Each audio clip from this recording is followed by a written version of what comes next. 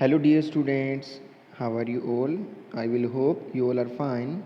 I am Bhupender Verma, your science teacher.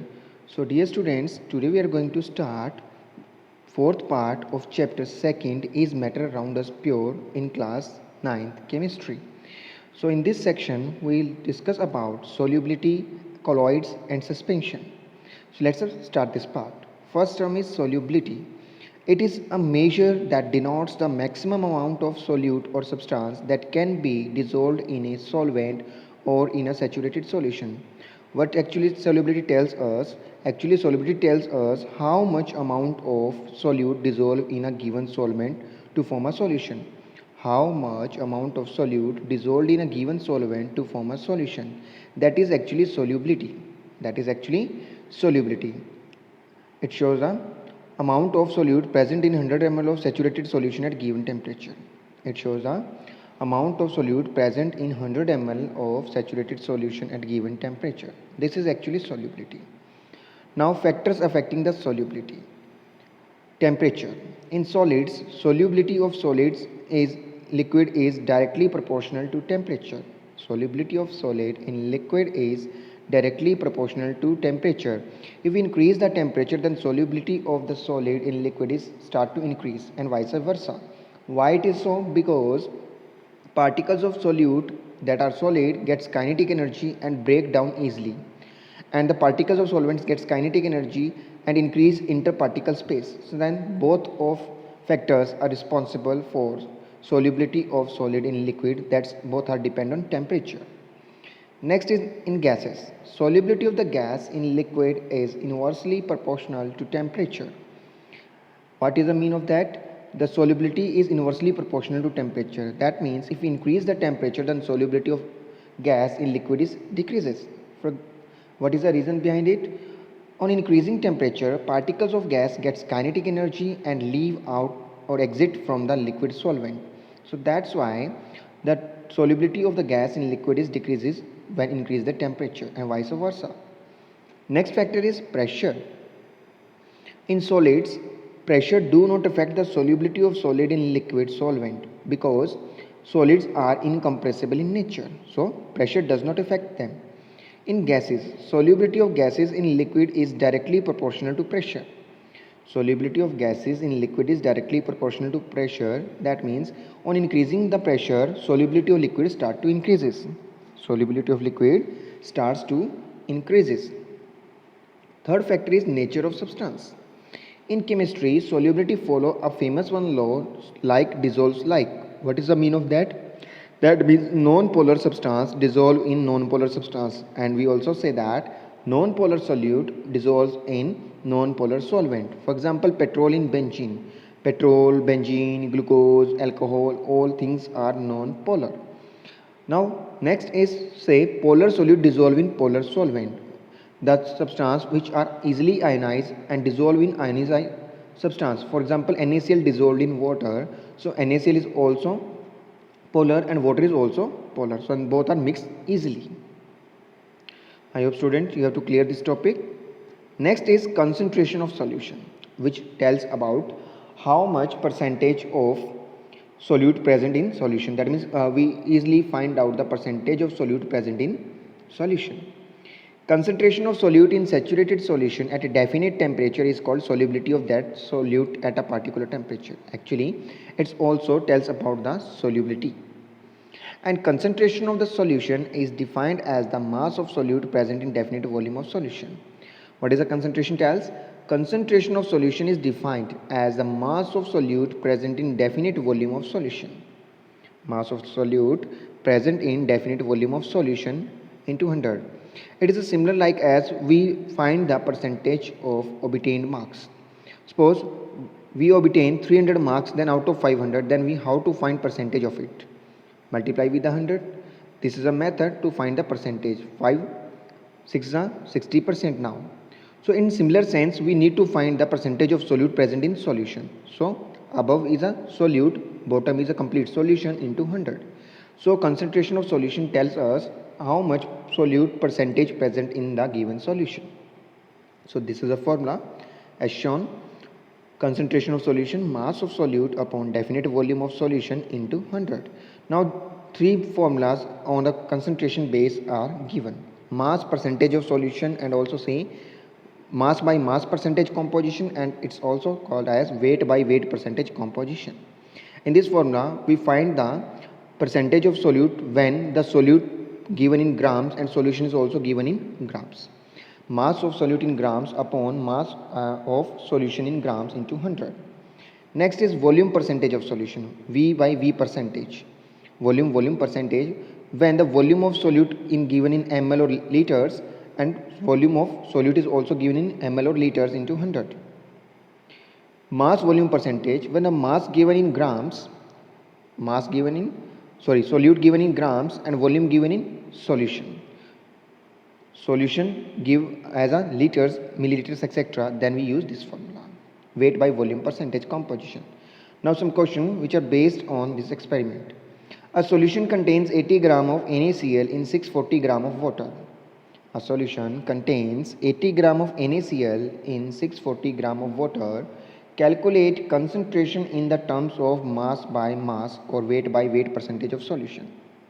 A solution contains 80 gram of NaCl, that is solute, and 640 gram of water, that means solvent. So we need to find first mass of solution. So how we find mass of solution? Add the mass of solute and mass of solvent, because solution becomes when the solute and solvent both are mixed together. Then we obtain the mass of solution. Then put in the formula and find the percentage. Here 11.11 percentage is obtained. Second question, a solution contains 100 ml of benzene in 1000 ml of acetone. A solution contains 100 ml of benzene in 1000 ml of acetone. Calculate concentration in terms of volume by volume or volume percentage of solution. So, as given, solution contains 100 ml of benzene, that is mass of volume of solute, in 1000 ml of acetone, that is solute, and this is solvent. Calculate concentration. So similar sense, first of all we find the volume of solution, then put in the formula, and we obtain the result 9.09% here. Question third, a solution contains 200 gram of benzene. A solution contains 200 gram of benzene in 1000 ml of solution. Calculate concentration in terms of weight by volume or weight by weight percentage solution. So given mass of solute is 200 gram, given volume of solution is 1000 ml, mass volume percentage of solution is mass of solute. Now here directly mass of solution is given, volume of solution is directly given, then we no need to find the for solution again, and 20% is the answer. Question number 4. A solution has been prepared by dissolving the 5 gram of urea in 95 gram of water. What is mass percentage of urea in solution? What is mass percentage of urea in solution? So given mass of solute is 5 gram, mass of solvent is 95 gram, mass of solution, mass of solute plus mass of solvent, and mass of solution, get it, 100 gram. Then mass percentage of urea in solution is mass of solute upon mass of solution into 100. 5 upon 100 into 100, we get it a 5% percentage of solute in given solution. Next question is, a solution contains 35 gram of NaCl in 300 gram of water. Calculate concentration of solution. So given mass of solute is 35 gram and given mass of solvent is 300 gram, then mass of solution is equal to 300 plus 35 is equal to 335 gram. The concentration of solution, mass of solute upon mass of solution into 100. 35.335 we solve it, 10.44% we get it. I hope student you also understand this one concept. Now next concept is suspension. A suspension is a heterogeneous mixture in which solute particles does not dissolve properly and sediment at the bottom of vessel after some time. That means the particle size is so much large and particles are so much heavier, they are sediment after some time at the bottom of vessel and they are not stable solutions. The constants are separated by using filtration method. The constants are using filtration method because their particle size is larger than the pores of filter paper. For example, solution of the sand and water is suspension. Solution of sand and water is a suspension. Iron tonic syrup is also a suspension. Mixture of grains and water is suspension. So it is a Instructions given over the bottle of iron suspension is shake well before use because it is a kind of suspension. Now we discuss properties of suspension. A suspension is a heterogeneous in nature and particle size of suspension are larger than 1000 nanometer, that means so much larger particle size. They scatter in the light passing through them, that is show Tyndall effect. When the light passing through them, they show the Tyndall effect. Now discuss the next one topic, colloidal solution. A colloidal solution is a heterogeneous system which is made up of two phases. A colloidal solution is a heterogeneous system which is made up of two phases. First is dispersed phase work as a solute, dispersion medium work as a solvent. The substance distributed as the colloidal particles in form of colloidal particle in dispersed phase is called solute. And the second phase in which the particles are dispersed is known as dispersion medium. For example of colloidal solution are milk, face cream, sponge, blood, rubber, pumic stone, gemstones, etc. are the example of colloidal solution. Now we classify the colloids on the basis of dispersion phase and dispersion medium. First column for serial number, second for dispersion phase, then dispersion medium, third column, fourth column for type of colloids, and then examples. When solid in solid, solid dispersed in solid medium, then forms solid sol. For example, colored gemstone, milky glass, etc. Colored gemstone, milky glass, etc.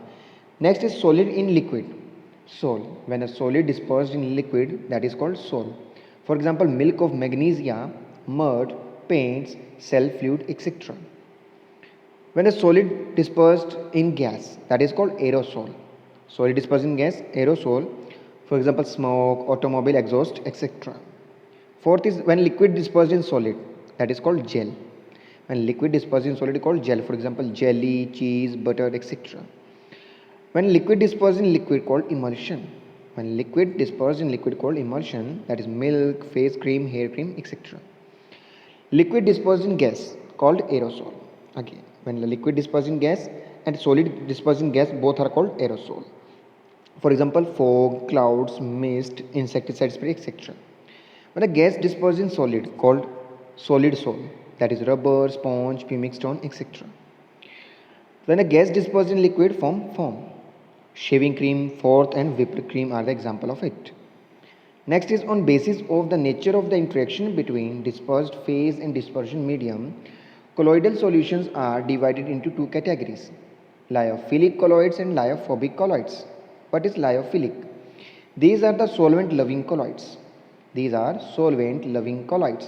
These are directly formed by mixing of substance like gum, gelatin, starch, rubber, etc. with a suitable solvent. They are quite stable sols. These are called reversible sol also. For example, sol of starch. Lyophobic, these are solvent heating colloids. These sols can be prepared by only special methods. These are not so stable sols like metal sols, and they are irreversible sols. If one time we form the sol of the metals, then it is irreversible, does not go into again its initial state. Note, if the colloids formed in water, that means water as a medium, then the sols are called hydrophilic and hydrophobic. Now properties of colloidal solution.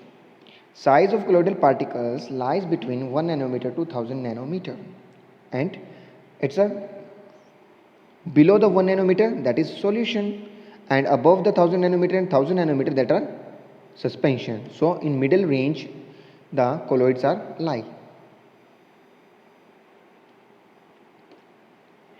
Particles of dispersed phase are suspended in dispersion medium. Particles of dispersed phase are suspended in dispersion medium. Particles of dispersed phase are suspended in dispersion medium. Okay, it is a heterogeneous permanent system, cannot be filtered by ordinary filter paper. So for filtration of the colloids, we need a special kind of filter paper. I hope you have to clear this one topic. Now, when the light passes through the sol, its path is visible. That means it shows Tyndall effect. The particles of colloids show Tyndall effect. When light is passing through them, they scatter the beam of light. Okay, students. And continuous zigzag motion of the colloidal particles is called Brownian motion. The Continuous zigzag motion of the particles is called Brownian motion. Colloidal particles always carry an electric charge. The particles of the colloids carry the electrical charge, either positive or negative charge. For example, hemoglobin of blood is positively charged sol. Hemoglobin of blood is which kind sol? Positively charged sol. And while the sols of starch, gum, clay, charcoal are negatively charged sol, they bear negative charge. Colloidal solution impart the color due to scattering. Colloidal solution impart the color due to scattering. Is it clear to everyone? Okay. Next point is coagulation.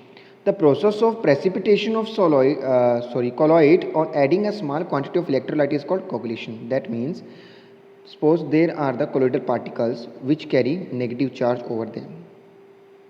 They are stable. When we add some positive charge colloids in them, then the positive charge bear over the negative charge and cover it and make it heavier and suspend the particles. That means when the colloids show the property of suspension, then its term is called coagulation. The all particles are precipitated down. For example, when we add some sour milk into the milk, then it's converted into curd. And it's a part of coagulation, and it is also a type of coagulation. One more example, when LM or ferric chloride is applied to minor acts, they stop the bleeding of coagulating blood. What is LM? Fitkery is applied to the cuts and wounds, they can stop the blood because it can coagulate the blood. What is Tyndall effect? The effect or phenomena in which the particles or colloidal scatter the beams of light that they are directed towards them. Next is emulsion. These are the liquid colloidal system. First of all, these are liquid colloidal system. If the mixture of the two immiscible particles, two immiscible or partially miscible liquids shaken, an emulsion is formed. For example, oil and water are shaken together, then emulsion is formed. The certain substance which are help in emulsification or emulsifying agent called proteins, gums, soaps, alcohol, etc. are emulsifying agent. For example, milk. Milk is an emulsion of oil in water.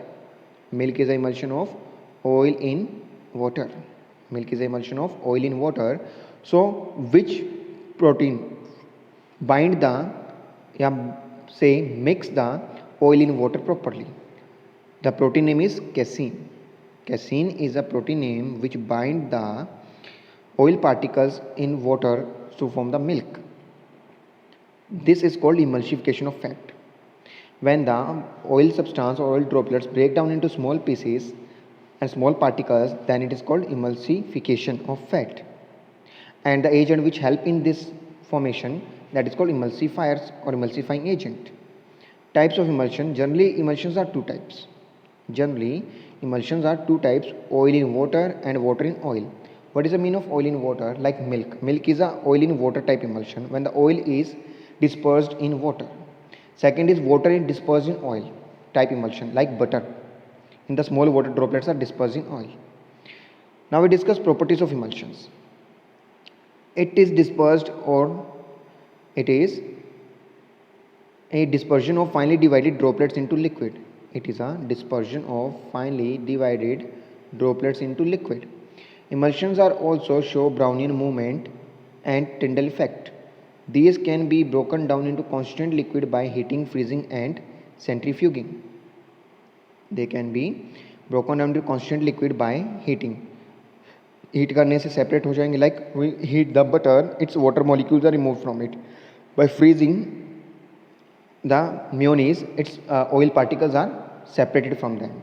By centrifuging, churning process, the butter is separated from milk. I hope student you understand this part. Thank you and have a nice day. Stay home. Stay safe.